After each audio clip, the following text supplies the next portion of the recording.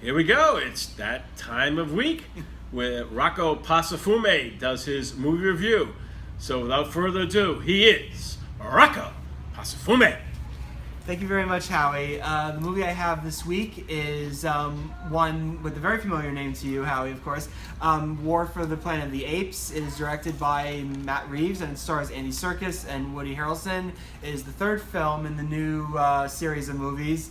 After the apes lose mightily in the previous film, Dawn, Caesar, played by Serkis, embarks on a mythic quest to avenge his people. This series of films has definitely been the most surprising of all the remakes that have come out in recent years.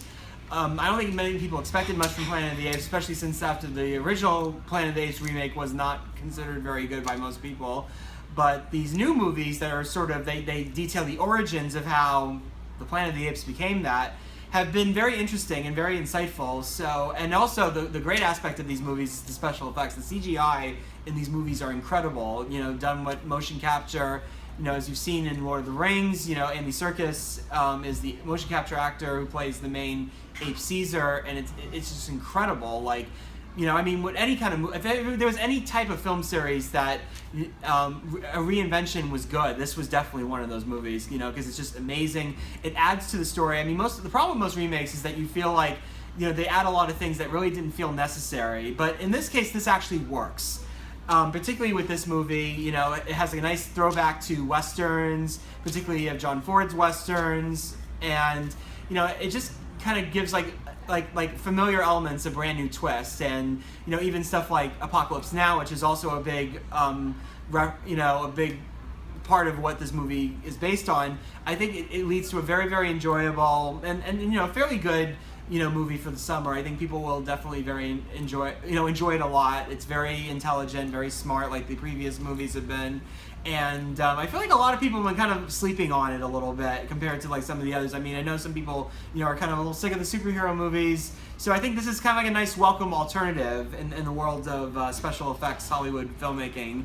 So I think there's much for people to enjoy. You'll get a kick out of it, as you know, people have had with the Planet of the Apes movies, you know, the original one certainly. So I think there's much to enjoy, and I think people will love this. So I'm giving War for the Planet of the Apes 3 out of 5 stars. And on to the next thing I'm doing. We've had in Long Beach the movie nights, which are always a lot of fun. You know, we have like a lot of, you know, very family-targeted movies that are that we show on the beach, and it's really, really cool. I think people will enjoy it, and you know, it's just a nice way for people to get out, to get together. You know, father to son, mother to daughter, all that kind of stuff, and it's just a way for just people to just kind of enjoy the perks of living on Long Beach, which is essentially the beach and the warm weather and all that. We have a couple more movies coming up in the next couple of weeks. July 22nd will be Jaws, classic movie. I love Jaws. Never gets old for me. I absolutely love it. And because we live in a town not quite that much different from Amity in the movie, so it's just you know, wonderful, idyllic choice to go see on the beach. Second movie is Sing, which is very, very popular with young kids especially.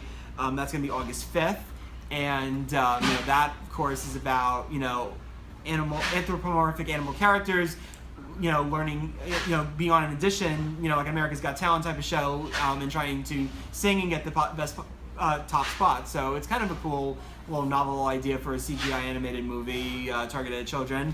So I think there's much to enjoy with that one too. And then of course on August 9th will be Rocky Horror Picture Show, the ultimate cult classic, and a favorite of mine. I love it.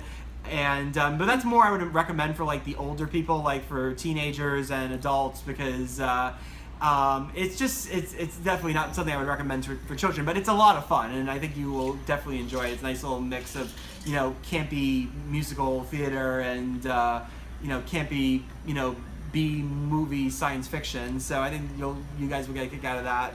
And then finally, the last film is Moana, which is the latest Disney animated movie. That's going to be on September 2nd. That was a really good movie. You know, great story. You know, different type of setting than we were used to seeing in Disney movies about, you know, female characters. And the music is great because the gentleman who created Hamilton did the music for the movie. So it's definitely very, you know, toe-tapping and very, very entertaining story, and I think that everybody will enjoy it. So that is it, and hopefully we will see you at one of the dates. So take it away, Howie. All right. Great job, Rocco. So that was good.